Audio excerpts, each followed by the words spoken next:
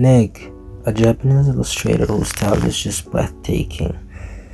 I did what any other rational artist would do.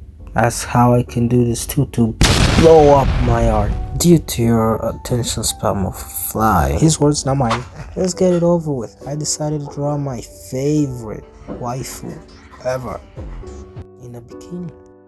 So I started with a sketch, making sure that I was as loose as possible, because Negu's style is a very loose one, especially when it comes to the sketches. And once I was happy with my sketch, I started painting the light areas, the parts where the light is hitting and stuff like that. I cleared up the silhouette and I stepped on the base colors. Now, this is where it went downhill. When I had his gradient map, this happened. What is this? I don't think it was supposed to happen, so I just took an airbrush and just brushed some orange stuff and some purple stuff to just make it more vibrant. And I also added these hair highlights, to make it more neggy.